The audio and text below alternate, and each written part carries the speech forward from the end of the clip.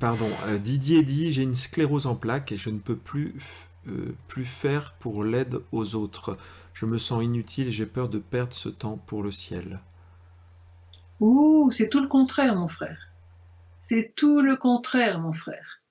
Alors là, ben, je répète un petit peu ce que j'ai voulu dire tout à l'heure, hein, c'est que ceux qui offrent un handicap, là, vous ne pouvez plus bouger.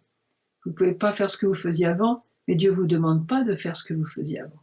Il ne vous demande pas. S'il a permis cette maladie, ce handicap qui vous est lourd, et s'il l'a permis, c'est qu'il veut se servir de vous tout autrement. Vous allez changer votre prière. Ça ne va pas être la prière d'un actif, ça va être la prière d'un contemplatif. Et c'est très beau. C'est très très beau. Vous allez contempler Jésus dans sa passion, sur sa croix. Vous allez contempler le fruit de la passion de Jésus. Voyez, vous allez vous unir à Jésus. Lui, sur la croix, il ne pouvait pas bouger non plus. Hein, et donc, vous avez une union avec lui que n'a pas quelqu'un comme moi qui peut encore gambader. Voyez.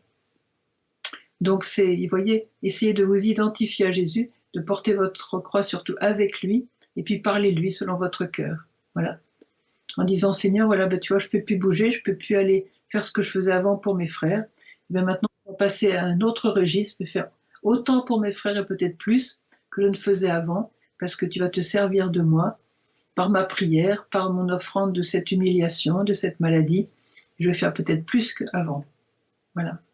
Surtout Euh, ne vous énervez pas, parce que l'inutilité apparente est je dirais, n'est pas réelle. Vous n'êtes pas du tout inutile.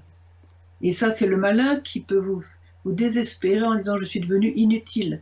Il y a beaucoup de personnes âgées qui souffrent de ça. Elles pensent, une personne malade ou handicapée, voilà, je suis devenu inutile. Ça, c'est le monde qui nous dit ça. Et c'est pas du tout vrai. Et ça, il faut vraiment lutter contre ça parce que c'est mauvais. C'est mauvais, c'est un mensonge. Une personne qui est handicapée n'est pas inutile. Et je crois que c'est important de souligner le sens de la souffrance chrétienne pour revenir vraiment vers la vérité. Parce on a tué l'espérance de beaucoup de personnes âgées, comme ça, de beaucoup de personnes handicapées. On a tué leur espérance, on a tué leur joie, et ça, c'est criminel.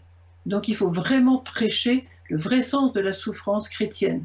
On n'a pas le droit d'abîmer des gens, de les plonger dans la tristesse et quelquefois même dans le désespoir, dans le découragement, parce qu'on n'a pas su leur expliquer le sens de la souffrance chrétienne. On n'a pas su leur dire, comme le dit Marie, chacun de nous est important, particulièrement les personnes anciennes dans les familles, elles sont importantes, plus importantes aussi. Et, euh, et les malades, je prie beaucoup pour les malades pour que justement leur maladie se tourne en une offrande magnifique pour le salut de beaucoup, vous voyez. Donc ça, j'ai fait plusieurs CD, dans mes livres, j'en ai parlé un petit peu, vous voyez. Et ça, je crois qu'il faut vraiment étudier la question parce que le monde nous ment. Le monde nous ment. Il y a un mépris de la part du monde pour des personnes qui ne peuvent plus travailler. Et ça, c'est criminel. Parce qu'on n'a pas le droit de tuer l'espérance de quelqu'un. Et on n'a pas de, c'est pas justifié, vous voyez. Parce que les personnes âgées, même une personne qui reste 95 ans dans un lit, qui pourrait même pas bouger, voyez, elle est importante dans le plan de Dieu. Il faut dire à ces personnes-là, il faut leur dire, ils ont droit à la vérité, que leur offrande, et s'ils peuvent même pas offrir parce qu'ils peuvent plus ni penser ni réagir, et ben c'est dans la messe, nous offrons pour eux. Nous offrons leur souffrance, leur handicap, leur humiliation, leur douleur. Et donc c'est offert et Dieu s'en sert et on verra au ciel, on sera surpris de ce pas seulement les personnes bonnes battantes qui auront le plus fait pour le royaume de Dieu, c'est peut-être justement tous ces petits qui ont été méprisés par le monde à tort, qui auront le plus fait pour le salut du monde. Ça, faut le dire. Il faut le dire et le proclamer. C'est important.